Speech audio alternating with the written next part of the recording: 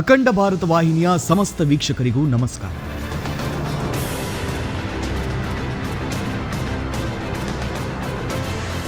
ವಿಶ್ವದ ದೊಡ್ಡಣ್ಣ ಅಂತ ಕರೆಸಿಕೊಳ್ಳುತ್ತಿರುವ ಅಮೆರಿಕ ನಿಜ ಬಂಡವಾಳ ಬಯಲಾಗ್ತಾ ಇದೆ. ವಿಶ್ವದ ಅಗ್ರಗಣ್ಯ ರಾಷ್ಟ್ರ ಎನಿಸಿಕೊಂಡಿದ್ದರೂ ತನ್ನ ಹಿರಿತನವನ್ನ ಅಮೆರಿಕ ಉಳಿಸಿಕೊಂಡಿಲ್ಲ.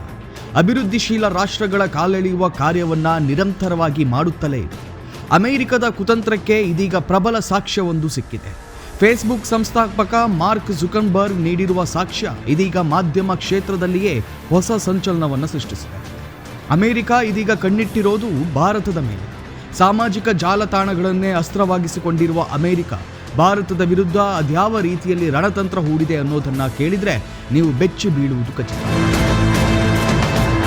ತಂತ್ರಜ್ಞಾನ ಕ್ಷೇತ್ರದಲ್ಲಿ ಮೈಲುಗಲ್ಲು ಸಾಧಿಸಿರುವ ಅಮೆರಿಕ ಇದೀಗ ದೈತ್ಯ ಟೆಕ್ ಕಂಪನಿಗಳನ್ನೇ ತನ್ನ ದಾಳಕ್ಕೆ ಅಸ್ತ್ರವನ್ನಾಗಿಸಿಕೊಳ್ಳುತ್ತಿದೆ. ಪ್ರಗತಿ ಹೊಂದುತ್ತಿರುವ ದೇಶಗಳ ಆರ್ಥಿಕತೆ ಅಭಿವೃದ್ಧಿ ಕಾರ್ಯಗಳನ್ನು ಹಳ್ಳ ಹಿಡಿಸುವುದಕ್ಕೆ ಅಮೆರಿಕ ನಡೆಸುತ್ತಿರುವ ಕುತಂತ್ರ ಸಾಮಾನ್ಯದ್ದಲ್ಲ. ಅಮೆರಿಕದ ನರಿಬುದ್ಧಿಯನ್ನ ಸ್ವತಃ ಮೆಟಾ ಸಂಸ್ಥಾಪಕ ಮಾರ್ಕ್ ಜುಕರ್ಬರ್ಗ್ ಒಪ್ಪಿಕೊಂಡಿದ್ದಾರೆ. ಅಷ್ಟೇ ಅಲ್ಲ, ತಮ್ಮ ಮಾಲೀಕತ್ವದ ಫೇಸ್ಬುಕ್, ಮೆಟಾ ಸೇರಿದಂತೆ ಇತರ ಸಂಸ್ಥೆಗಳು ಅಮೆರಿಕದ ಜೊತೆಗೆ ಕೈ ಜೋಡಿಸಿರುವುದನ್ನ ಸ್ವತಃ ಅವರೇ ಒಪ್ಪಿಕೊಂಡಿದ್ದಾರೆ. ಮೆಟಾ ಸಂಸ್ಥೆಯಲ್ಲಿ ಅಮೆರಿಕದ ಮಾಲೀಕತ್ವವನ್ನ ಸ್ವತಃ ಮಾರ್ಕ್ ಜುಕರ್ಬರ್ಗ್ ಒಪ್ಪಿಕೊಂಡಿದ್ದಾರೆ. ತನ್ನ ಮೆಟಾ ಸಂಸ್ಥೆ ಅಮೆರಿಕದ ಡೀಪ್ ಸ್ಟೇಟ್ ಜೊತೆ ಪಾಲುದಾರಿಕೆಯನ್ನು ಹೊಂದಿದೆ ಎಂದಿದ್ದಾರೆ. ಮಾತ್ರವಲ್ಲ, ಅಮೆರಿಕ ಇಂತಹ ಸಂಸ್ಥೆಗಳನ್ನೇ ಬಳಸಿಕೊಂಡು ಪ್ರಗತಿಶೀಲ ರಾಷ್ಟ್ರಗಳಲ್ಲಿ ರಾಜಕೀಯವಾಗಿ, ಸಾಮಾಜಿಕವಾಗಿ, ಆರ್ಥಿಕವಾಗಿ ದುರ್ಬಲಗೊಳಿಸಲು ಯತ್ನಿಸ್ತಾ ಇದೆ. ಇದೇ ಮಾದರಿಯಲ್ಲಿಯೇ ಅಮೆರಿಕದ ಮಾಸ್ಟರ್ ಮೈಂಡ್ ಕೆಲವು ದೇಶಗಳಲ್ಲಿ ಯಶಸ್ವಿಯೂ ಆಗಿದೆ. ಅಮೆರಿಕ ಈಗಾಗಲೇ ಡೀಪ್ ಸ್ಟೇಟ್ಸ್ ವಿಶ್ವವನ್ನೇ ತನ್ನ ಕಪಿಮುಷ್ಟಿಯಲ್ಲಿ ಇಟ್ಟುಕೊಳ್ಳುವ ಪ್ರಯತ್ನ ನಡೆಸುತ್ತಿದೆ. ಡೀಪ್ ಸ್ಟೇಟ್ಸ್ ಕುರಿತು ವಿಶ್ವದಾದ್ಯಂತ ಚರ್ಚೆ ನಡೆಯುತ್ತಿದ್ದರೂ ಕೂಡ ಸರಿಯಾದ ಸಾಕ್ಷ್ಯ ಸಿಕ್ಕಿರಲಿಲ್ಲ. ಆದ್ರೀಗ ಫೇಸ್ಬುಕ್ ಸಂಸ್ಥಾಪಕ ನೀಡಿರುವ ಹೇಳಿಕೆ ಹೊಸ ಸಂಚಲನವನ್ನೇ ಸೃಷ್ಟಿಸಿದೆ. ಅಮೆರಿಕ ಡೀಪ್ ಸ್ಟೇಟ್ಸ್ ವ್ಯವಸ್ಥೆ ಇಂದು ನಿನ್ನೆಯದಲ್ಲ. ಅಧಿಕಾರಕ್ಕೇರುವ ಸರ್ಕಾರಗಳನ್ನು ಸಮರ್ಥಿಸಿಕೊಂಡು ಇವುಗಳಿಗೆ ಪೂರಕವಾಗುವಂತೆ ಕೆಲಸ ಮಾಡುವುದು ಡೀಪ್ ಸ್ಟೇಟ್ಸ್ಗಳ ಕೆಲಸ. ಆದರೆ ಮೇಲ್ನೋಟಕ್ಕೆ ಇಷ್ಟೇ ಎನಿಸಿದರೂ ಈ ಡೀಪ್ ಸ್ಟೇಟ್ಸ್ ತನಿಖಾ ಸಂಸ್ಥೆಗಳು ತನ್ನ ಕದಂಬ ಬಾಹುವನ್ನು ವಿಶ್ವದ ಇತರ ರಾಷ್ಟ್ರಗಳಿಗೂ ವ್ಯಾಪಿಸಿಕೊಂಡಿದೆ. ಇತ್ತೀಚೆಗೆ ವಿಶ್ವವನ್ನೇ ಬೆಚ್ಚಿ ಬೀಳಿಸಿದ ಬಾಂಗ್ಲಾ ದಂಗೆಯ ಹಿಂದೆಯೂ ಇದೇ ಅಮೆರಿಕದ ಮಾಸ್ಟರ್ ಮೈಂಡ್ ಡೀಪ್ ಸ್ಟೇಟ್ಸ್ ಕೈವಾಡವಿದೆ ಎನ್ನಲಾಗಿದೆ. ಕೇವಲ ದಂಗೆಗಳ ಹೊತ್ತಲ್ಲಿ ಮಾತ್ರವಲ್ಲ, ಕೊರೋನಾದಂತಹ ಪ್ರಾಕೃತಿಕ ವಿಕೋಪದ ಹೊತ್ತಿನಲ್ಲೂ ಮೆಟಾ, ಫೇಸ್ಬುಕ್ ಮತ್ತು ಇನ್ಸ್ಟಾಗ್ರಾಂನಂತಹ ಸೋಷಿಯಲ್ ಮೀಡಿಯಾಗಳನ್ನು ಅಮೆರಿಕ ತನ್ನ ಸ್ವಾರ್ಥಕ್ಕೆ ಬಳಸಿಕೊಂಡಿತ್ತು. ಈ ವಿಚಾರವನ್ನ ಸ್ವತಃ ಜುಕರ್ಬರ್ಗ್ ಒಪ್ಪಿಕೊಂಡಿದ್ದಾರೆ. 2019ನೇ ಇಸವಿಯಲ್ಲಿ ಅಮೆರಿಕದಲ್ಲಿ ಜೋ ಬೈಡೆನ್ ನೇತೃತ್ವದ ಸರ್ಕಾರ ಆಡಳಿತದಲ್ಲಿತ್ತು. ಈ ವೇಳೆಯಲ್ಲಿ ಕೊರೋನಾ ವೈರಸ್ ಬಗ್ಗೆ ಆತಂಕ ಸೃಷ್ಟಿಸುವ ಕುರಿತು ಅಮೆರಿಕದ ವೈಟ್ ಹೌಸ್ ಪ್ರಭಾವವನ್ನು ಬೀರಿತ್ತು. ಮಾತ್ರವಲ್ಲ, ಒತ್ತಡವನ್ನು ಕೂಡ ಹೇರಿತ್ತು ಎಂದಿದ್ದಾರೆ. ಇದೀಗ ಬಾಂಗ್ಲಾದೇಶದಲ್ಲಿ ನಡೆದ ಆಂತರಿಕ ದಂಗೆಯಲ್ಲಿಯೂ ಕೂಡ ಅಮೆರಿಕದ ಡೀಪ್ ಸ್ಟೇಟ್ಸ್ ಕೈವಾಡ ಇದೆ ಅನ್ನೋ ಅನುಮಾನ ವ್ಯಕ್ತವಾಗಿದೆ. ಬಾಂಗ್ಲಾದೇಶ ಮಾತ್ರವಲ್ಲ, ಅಮೆರಿಕಕ್ಕೆ ಇದೀಗ ಭಾರತದ ಮೇಲೆಯೂ ಅಸೂಯೆ ಮೂಡುತ್ತಿದ್ದು ಭಾರತವನ್ನ ಹೆಣೆಯಲು ಇನ್ನಿಲ್ಲದ ಕಸರತ್ತು ನಡೆಸುತ್ತಿದೆ. ಸಿಎಎ ಆಕ್ಟ್ ಜಾರಿ ಹೊತ್ತಿನಲ್ಲಿ ನಡೆದ ಹೋರಾಟಗಳ ಹಿಂದೆ ಅಮೆರಿಕದ ಈ ದೈತ್ಯ ಶಕ್ತಿಗಳ ಬೆಂಬಲವಿತ್ತು ಅನ್ನೋ ಮಾಹಿತಿ ಹೊರಬಿದ್ದಿದೆ. ಕೇವಲ ಇಷ್ಟೇ ಅಲ್ಲ, ಭಾರತದ ರಾಜಧಾನಿ ದೆಹಲಿಯಲ್ಲಿ ನಡೆದ ಪಂಜಾಬ್ ರೈತರ ಹೋರಾಟದಲ್ಲೂ ಅಮೆರಿಕದ ಬೆಂಬಲ ಇತ್ತಂತೆ. ಈ ಎಲ್ಲ ಆರೋಪಗಳು ಖಚಿತಗೊಂಡಿದ್ದು ಅಮೆರಿಕದ ಕುತಂತ್ರಿ ಬುದ್ಧಿ ಬೆಳಕಿಗೆ ಬರ್ತಾ ಇದೆ. ಭಾರತದ ಕೆಲ ರಾಷ್ಟ್ರೀಯ ಮಾಧ್ಯಮಗಳ ಪ್ರಕಟಿಸಿರುವ ವರದಿಯ ಪ್ರಕಾರ ಅಮೆರಿಕದ ಡೀಪ್ ಸ್ಟೇಟ್ಸ್ ಭಾರತದ ಆಂತರಿಕ ವ್ಯವಸ್ಥೆಯನ್ನ ಪ್ರವೇಶಿಸಿದೆ. ಪ್ರಮುಖವಾಗಿ ಪತ್ರಿಕೋದ್ಯಮ, ರಾಜಕೀಯ, ಹೋರಾಟ ಹೀಗೆ ಭಾರತವನ್ನು ದುಸ್ಥಿರಗೊಳಿಸಲು ಬೇಕಾಗಿರುವ ಎಲ್ಲ ಕ್ಷೇತ್ರಗಳಲ್ಲೂ ಡೀಪ್ ಸ್ಟೇಟ್ಸ್ ದಾಳವಾಗಿ ಬಳಸಿಕೊಳ್ತಾ ಇದೆ.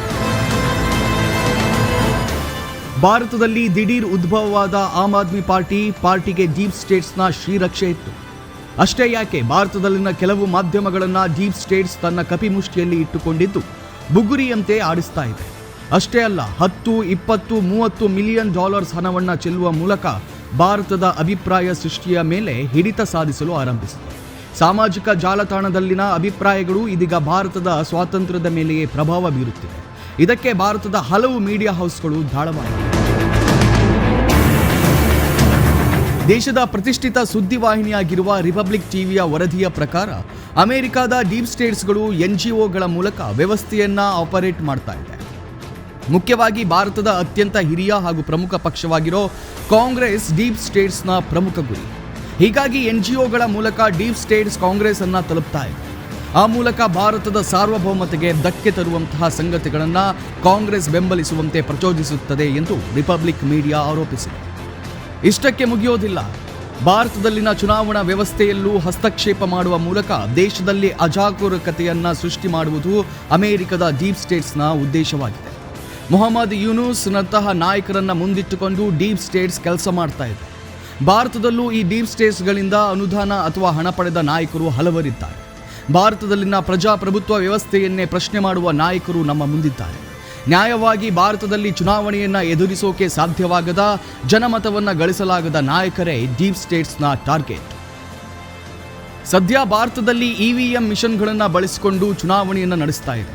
ಇಂತಹ EVM ಮಿಷನ್ಗಳ ಮೇಲೆಯೂ ಅನುಮಾನ ಮೂಡಿಸಿರುವುದು ಸರ್ಕಾರದ ನಿರ್ಧಾರಗಳ ವಿರುದ್ಧ ಹೋರಾಟವನ್ನು ಸಂಘಟಿಸುವುದು ಡೀಪ್ ಸ್ಟೇಟ್ಸ್ ನಡೆಸುತ್ತಿರುವ ಪಿತೂರಿ ಅಂತ ಹೇಳಲಾಗ್ತಾ ಇದೆ. ಆದರೆ ದೇಶದಲ್ಲಿನ ಹಲವು ನಾಯಕರೇ ಇದೀಗ ದೇಶದ್ರೋಹದ ಕೆಲಸವನ್ನು ಮಾಡುತ್ತಿರುವುದು ಮಾತ್ರ ಮಹಾ ದುರಂತವೇ ಸರಿ. ಸತತ 3ನೇ ಬಾರಿಗೆ ಭಾರತದಲ್ಲಿ ಪ್ರಧಾನಿ ನರೇಂದ್ರ ಮೋದಿ ಅವರ ಸರ್ಕಾರ ಅಸ್ತಿತ್ವಕ್ಕೆ ಬಂದಿರೋದು ಅಮೆರಿಕದ ಕಣ್ಣು ಕೆಂಪಾಗಿಸುವಂತೆ ಮಾಡಿದೆ. ನರೇಂದ್ರ ಮೋದಿ ಅವರ ವಿರುದ್ಧ ನೇರ ಹೋರಾಟಕ್ಕೆ ಬರೋದಕ್ಕೆ ದಮ್ಮಿಲ್ಲದ ಅಮೆರಿಕ ಇದೀಗ ವಾಮ ಮಾರ್ಗದ ಮೂಲಕ ಭಾರತಕ್ಕೆ ಎಂಟ್ರಿ ಕೊಟ್ಟಿದೆ. ನರೇಂದ್ರ ಮೋದಿ ಅವರ ಸರ್ಕಾರವನ್ನು ಅಸ್ಥಿರಗೊಳಿಸೋದಕ್ಕೆ ಈಗಾಗಲೇ ಅಮೆರಿಕ ಯತ್ನ ನಡೆಸ್ತಾ ಇದೆ. ಡೀಪ್ ಸ್ಟೇಟ್ಸ್ ಕ್ರೈಸ್ತ ಮಿಷನರಿಗಳ ಮೂಲಕ ಆಂಧ್ರ ಪ್ರದೇಶದ ಮುಖ್ಯಮಂತ್ರಿ ಚಂದ್ರಬಾಬು ನಾಯ್ಡು ಅವರನ್ನ ಸಂಪರ್ಕ ಮಾಡಿದೆ. ನರೇಂದ್ರ ಮೋದಿ ಅವರ ಸರ್ಕಾರಕ್ಕೆ ನೀಡಿರುವ ಬೆಂಬಲವನ್ನು ವಾಪಸ್ ಪಡೆಯಬೇಕು ಅನ್ನೋ ಒತ್ತಡವನ್ನು ಕೂಡ ಹೇರಿದೆಯಂತೆ. ಒಡೆದು ಆಳುವ ನೀತಿಯ ಮೂಲಕ ತನ್ನ ನೀಚ ಬುದ್ಧಿಯನ್ನು ಈಗಾಗಲೇ ತೋರಿಸಿರುವ ಅಮೆರಿಕದ ಕುತಂತ್ರ ಡೀಪ್ ಸ್ಟೇಟ್ಸ್ನ ಪ್ರಯತ್ನಕ್ಕೆ ಭಾರತದಲ್ಲಿ ಫಲ ಸಿಕ್ಕರೂ ಅಚ್ಚರಿಯಿಲ್ಲ. ಒಂದೊಮ್ಮೆ ನರೇಂದ್ರ ಮೋದಿ ಸರ್ಕಾರ ಅಸ್ಥಿರವಾದರೆ ಈ ಹಿಂದೆ ಬ್ರಿಟಿಷರು ನಮ್ಮನ್ನ ಆಳಿದಂತೆ ಅಮೆರಿಕ ಕೂಡ ಆಳ್ವಿಕೆ ನಡೆಸೋದು ಖಚಿತ. ಹೀಗಾಗಿಯೇ ಅಮೆರಿಕದ ವಿರುದ್ಧ ಇಂದಿನಿಂದಲೇ ಹೋರಾಟ ನಡೆಸಬೇಕಾಗಿದೆ. ಪ್ರತಿಯೊಬ್ಬ ಭಾರತೀಯನು ಭಾರತಾಂಬೆಯ ರಕ್ಷಣೆಗೆ ಕಟಿಬದ್ಧರಾಗಬೇಕಾಗಿದೆ. ಹಿಂದೂಗಳೇ ಎಚ್ಚರವಾಗಿ. ಇನ್ನಷ್ಟು ವಿಡಿಯೋಗಳಿಗಾಗಿ ಅಖಂಡ ಭಾರತ ವಾಹಿನಿಯನ್ನ ಸಬ್ಸ್ಕ್ರೈಬ್ ಮಾಡಿ. ದೇಶದ ಧರ್ಮದ ಜಾಗೃತಿಗಾಗಿ ಇತರರಿಗೂ ವಿಡಿಯೋವನ್ನ ಶೇರ್ ಮಾಡಿ. ಅಖಂಡ ಭಾರತ, ಸನಾತನ ಯುಗ ಆರಂಭ.